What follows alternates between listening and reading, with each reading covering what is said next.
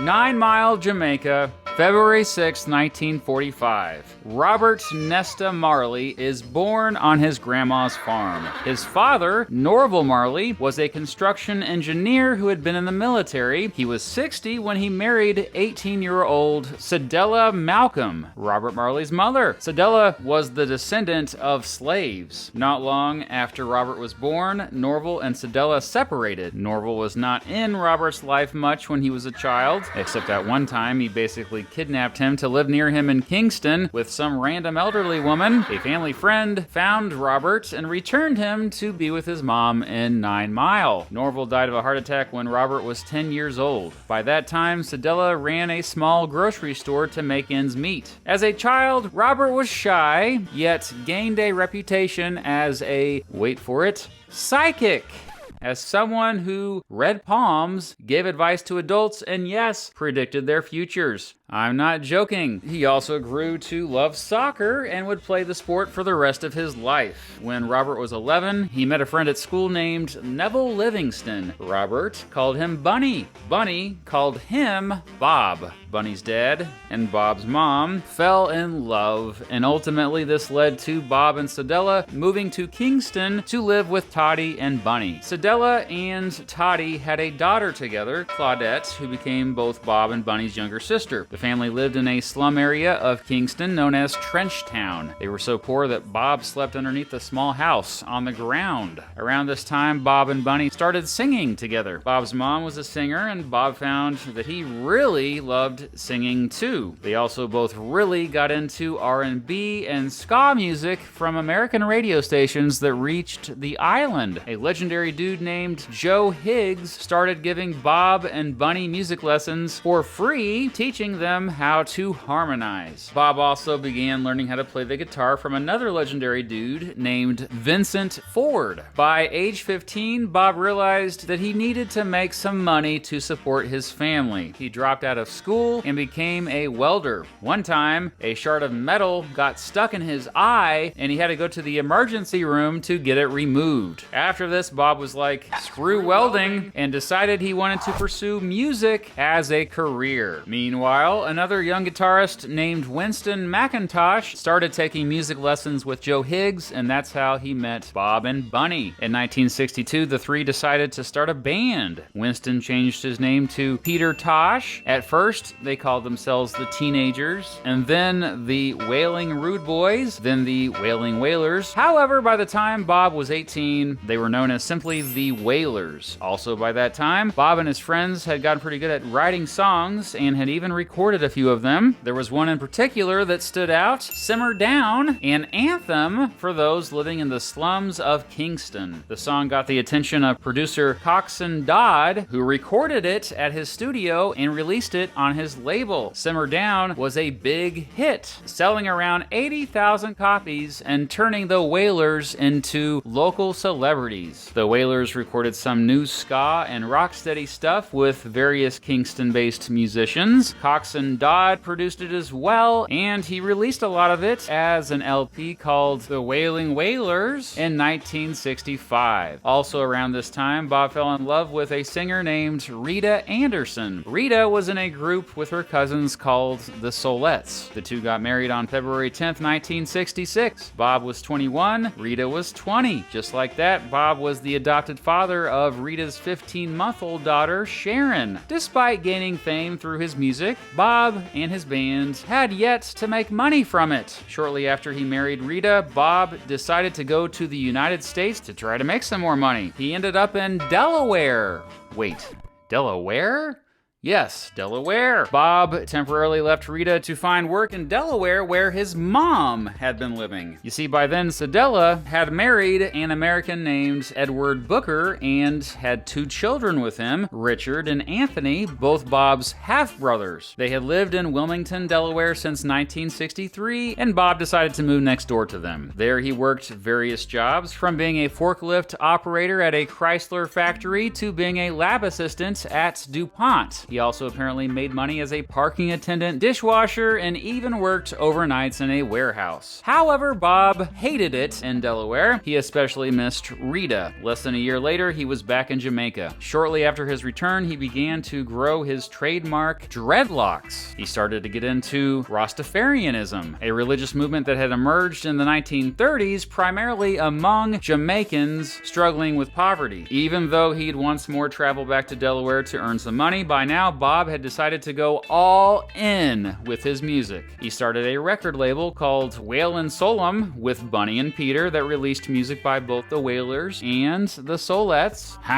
Get it? The Wailers continued to release singles that were locally successful, including the hits Bend Down Low and Mellow Mood. However, they continued to struggle financially. Heck, the entire country was struggling. This was a time in Jamaica in which many couldn't find steady employment and poverty was widespread. At the same time, influenced by the aforementioned Rastafarianism, there was also this dramatic counterculture movement, and music was a big part of it. Drugs and political protests also were. In June 1967, Bunny was arrested for the possession of cannabis and ultimately served 14 months in prison. Rita took his place in the Wailers during that time. In March 1968, Peter got arrested for protesting apartheid in South Africa. Still, 1968 was a pivotal year for Bob and the Wailers. Around the time they shut down their Wailin' Solemn label, they met the American singer Johnny Nash. After collaborating with him, Nash's manager, Danny Sims, agreed to help the band out. Over the next 4 years, the Wailers would record some of the most influential music in history in both Kingston and London. These new songs were not rocksteady nor ska, but a new genre, kind of a slowed down ska mixed with traditional Jamaican folk music. That new genre was called reggae, and today Bob Marley and reggae are basically synonyms. In 1970, Bob founded Tuff Gong Records, a reference to his nickname, Gong, and the fact that it was tough to make it in the music business, eh? Around that time, the Wailers had teamed up with the legendary producer, songwriter, and singer Lee Scratch Perry. The Wailers wrote new stuff and recorded with Perry's band, The Upsetters. The first batch of songs that resulted from this ended up being featured on the Wailers' second studio album, Soul Rebels, released by the British label Trojan Records in December 1970. It was their first music to be released outside of Jamaica. That was followed by their third studio album, Soul Revolution Part 2, released by Perry's record label Upsetter in 1971. But the Wailers made basically no money from Soul Rebels nor Soul Revolution Part 2, and so they ditched Perry after that. Meanwhile, they had found another legendary producer to work with named Leslie Kong. They recorded some amazing stuff at Dynamic Sound Studios in Kingston back the previous year that Kong really wanted to release as an album. Bunny didn't want him to though, supposedly threatening Kong with a curse if he did release it. Well, Kong released it anyway. That album was the fourth studio album by the Wailers, simply called The Best of the Wailers, even though it was not a compilation album. You could say Bunny's curse worked because Kong died of a heart attack a week after its release. Bob was getting frustrated by how difficult it was to support his family being a musician. By this time, Rita and Bob had 4 kids together, the aforementioned Sharon and Cedella, David, aka Ziggy, and Steven. Bob decided he needed to follow the aforementioned Johnny Nash to Europe to try to reach an audience with a disposable income. In 1972, Bob, Bunny, and Peter moved to London after signing with Columbia Records. They continued to scrape by, first living in a one-room apartment without a kitchen. They toured England, getting £3 a week to open for the aforementioned Johnny Nash. Well, the crowds were much more into the Wailers than they were into Johnny Nash. However, after the tour was over, the band still didn't have enough money to even go back to Jamaica. Fortunately, they got a meeting with Chris Blackwell, a record producer who had founded Island Island Records, hoping they could work out a deal so that they could travel back to Jamaica. As it turns out, Blackwell grew up in Jamaica and had already licensed much of the Wailers' music. Not only that, he offered the band £8,000 to record an album that Island Records would release. It would mark the first time a reggae band had access to a fancy studio, the same type of studio pop stars got to use. It would be a classic. On April 13th, 1973, Island released the Wailers' fifth studio album, Catch a Fire. Although it didn't do that well commercially, critics adored it, and today it is considered not only one of the greatest reggae albums of all time, but one of the greatest albums of all time. The most recognized song off Catch a Fire, though, was Stir It Up. The Wailers toured both the United Kingdom and the United States. They opened for Sly and the Family Stone. However, they were fired for, wait for it, being more popular than the band they were opening for. They even now were on TV. Meanwhile, Blackwell gave his home in Kingston to Marley. It would serve not only as Marley's office and where he recorded, but also his home. The Wailers returned to various studios to record what would become their sixth studio album, Burnin', released by Island on October 19th, 1973. Critics also adored Burnin', featuring two big radio hits, Get Up, Stand Up, and I Shot the Sheriff. The album was also a commercial success. The singer and guitarist Eric Clapton was so impressed with the Wailers that he released a cover of I Shot the Sheriff, which did even better commercially. The Wailers were finally getting worldwide success when tragedy struck. Around the time of Burnin's release, Peter got in a horrible car accident that killed his girlfriend and nearly killed him. Meanwhile, Bunny and Peter were upset that Blackwell was seemingly giving all his attention to Bob and not them, despite them also contributing significantly to the Wailers' music. Not only that, but Blackwell charged them for their tour. You heard that right. He didn't pay the band to tour, he charged them. Both of them left the band in 1974. Even though he was sad to see his friends go, Bob stayed with Island Records. He assembled a brand new backing band that included Rita, his wife, on background vocals. Now, by this time, Bob and Rita had actually drifted apart. Even though they were still married, and they stayed married for the rest of Bob's life, they had begun seeing other people. Bob ultimately fathered at least 12 children, 7 from relationships outside of their marriage. Bob's new band quickly recorded some new stuff. Now advertised as Bob Marley and the Wailers, Island released Bob's 7th album, Natty Dread, on October 25th, 1974. Featuring the now classic song, No Woman, No Cry, Natty Dread was another commercial and critical success, especially in the United Kingdom, where it peaked at number 43 on the UK albums chart. But the No Woman, No Cry version you're likely more familiar with is their live version.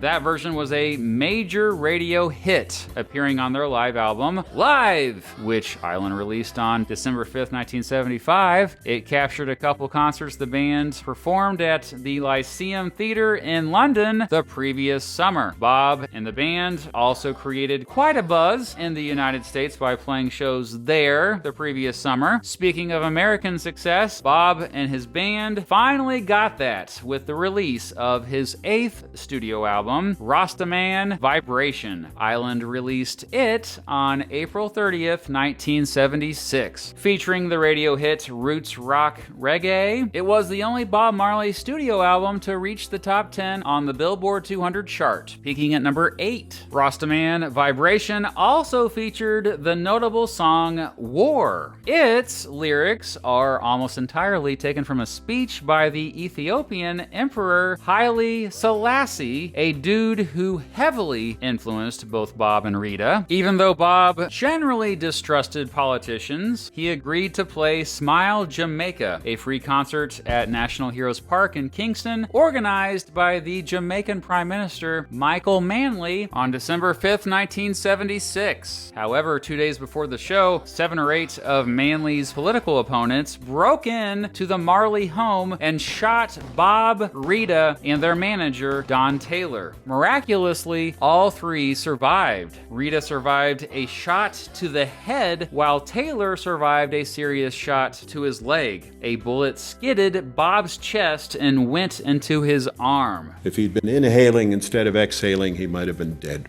It came that close to killing him. But he was fine enough to indeed play the show 2 days later with Rita at his side in front of 80,000 people. After this, though, Bob was pretty shaken up and understandably decided to leave Jamaica. He wouldn't come back for 2 years. He spent some time in the Bahamas first before settling in England with his new girlfriend, another singer named Cindy Breakspear, who ultimately was the mother of Bob's son Damien. While there, he finished recording his 9th studio album, the appropriately titled Exodus, released by Island on June 3rd, 1977. Exodus was an instant classic, another commercial and critical hit, another album considered one of the greatest albums of all time. In fact, in 1999, Time magazine called Exodus the best album of the entire century. It spent 56 consecutive weeks on the UK albums chart. In addition to the title track, Exodus featured the hits Waiting in Vain, Jamming, Three Little Birds, and One Love, People Get Ready. After Exodus, Bob Marley had become a superstar. Despite being a superstar, he wasn't above the law, but it probably helped reduce his punishments. On March 10th, 1977, local authorities arrested Bob for possession of cannabis. He didn't have to spend 14 months in prison like his old friend Bunny. He was just fined 50 pounds. It was during that time that Bob and his band were wrapping up recording new stuff, but before releasing it, Bob and the Wailers went on a huge tour across Europe. Before they could even finish that tour, however, Bob discovered after a soccer injury that he had stage 3 melanoma, an advanced form of skin cancer. The cancerous spot was on his toe, but he refused to have his toe amputated, which likely would have saved his life. Instead, he sought alternative treatments for the rest of the year. Island released Bob's 10th studio album, Kaya, on March 23rd, 1978. While it was another commercial hit, critics were more mixed about it. Kaya featured the hit song Is This Love, which peaked at number 9 on the UK chart. Despite going through cancer, Bob continued to play shows to promote Kaya. On April 22nd, 1978, Bob made a dramatic return to Jamaica with the One Love Peace concert at the National Stadium in Kingston. Promoted by the media as the, quote,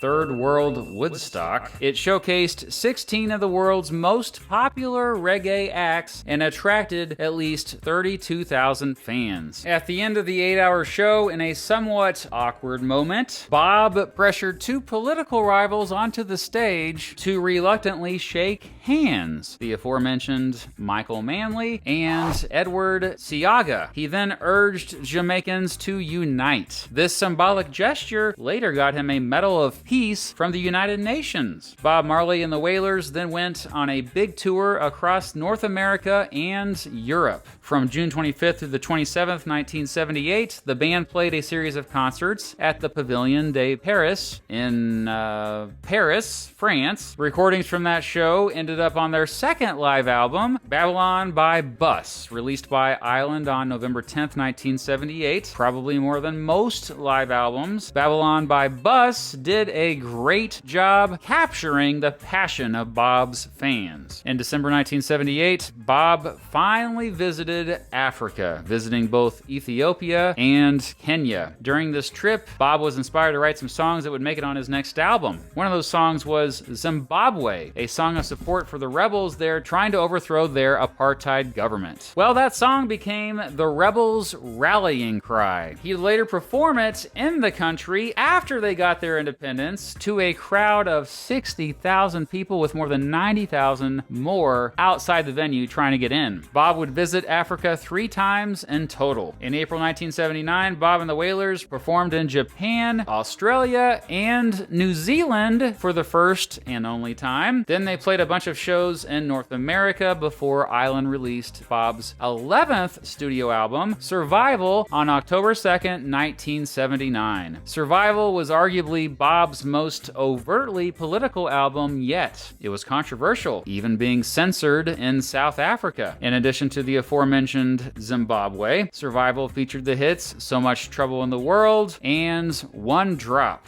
It also featured the song Africa Unite, a song which promoted Bob's Pan-Africanist views. In early 1980, Bob and the band recorded some new stuff back home in Kingston. This new material made up what ultimately would be Bob's 12th album, Uprising, released by Island on June 10th, 1980. Uprising was Bob's most overtly religious album yet, with nearly every song on it referencing Rastafarianism. It was also one of his most successful albums. The only other studio album that sold more copies was Exodus. Uprising did especially well in the United States, peaking at number 45 on the Billboard 200 chart. It featured the hits Could You Be Loved, Forever Loving Jah, and Redemption Song. Bob Marley and the Wailers went on their biggest tour yet to promote Uprising. They broke attendance records all across Europe. Of note, in Milan, Italy, they performed to around 110,000 people. It was the biggest audience of their career. In the United States, they played 2 consecutive sold-out shows at Madison Square Garden in New York City. Fans at these shows likely didn't realize it at the time, but Bob's health was severely declining. Around the time of the Madison Square Garden shows, he suddenly collapsed while jogging in Central Park. After being rushed to the hospital, he learned that his cancer treatments weren't working. The cancer had spread to his brain, lungs, and liver. Bob performed his final show with the Wailers on September 23rd, 1980 at the Stanley Theater in Pittsburgh, Pennsylvania. The Wailers canceled the rest of the tour as Bob sought additional treatment in Germany, but by the time he arrived in Florida to be near his mother, his condition had worsened. Bob Marley died on May 11th, 1981. He was just 36 years old. It seemed like not only the entire country of Jamaica, but the entire world was shocked and devastated by the news of his death. An estimated 100,000 people showed up to his funeral, which Jamaica's government officially conducted. Hundreds of thousands of others lined up to catch a glimpse of his casket. At the funeral, the now Jamaican Prime Minister Edward Seaga said about Bob, quote, "He was an experience which left an indelible imprint with each encounter. Such a man cannot be erased from the mind. He is part of the collective consciousness of the nation."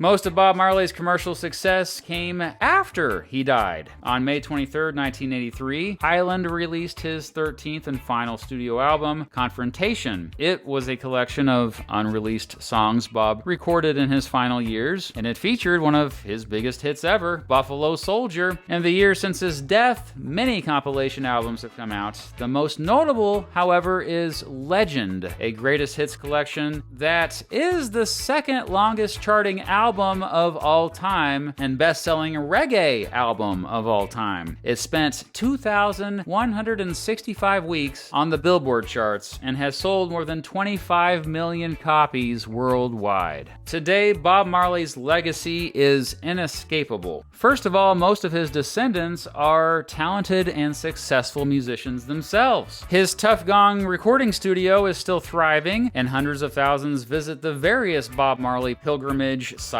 throughout Jamaica each year. Heck, Marley is a big reason why tourism continues to be an important industry there. Rita Marley, she's still alive and has especially continued to preserve Bob's legacy. The Wailers also continued after Bob's death in various forms. Bob Marley is who most people automatically think of when they think of the entire genre of reggae music. But Marley is not only the best-selling reggae artist of all time, time, he's one of the best-selling artists of all time. In 1994, he was inducted into the Rock and Roll Hall of Fame. In 2001, he was awarded the Grammy Lifetime Achievement Award. Bob wasn't like most pop musicians. He was spiritual. He was reflective. He was extremely generous. According to the historian Roger Steffens, he regularly donated money to at least 6,000 people every month. He never owned a house, yet bought many houses for other people. Bob's music is unique in that it is political yet unifying. He used his music as a tool for social activism and as a global ambassador for both Jamaica and all African nations. Yet his music became just as popular with the rest of the world. Today, you're just as likely to hear his music played at an American college fraternity party as you are at a party in Kenya. More than anything, his music is just uplifting. It just makes you feel good. And while Marley is easily one of the most influential musicians in history, his influence extends far beyond his music. He remains a symbol of Jamaican and African pride, social justice, and spiritual consciousness, and he continues to inspire new generations of fans around the world.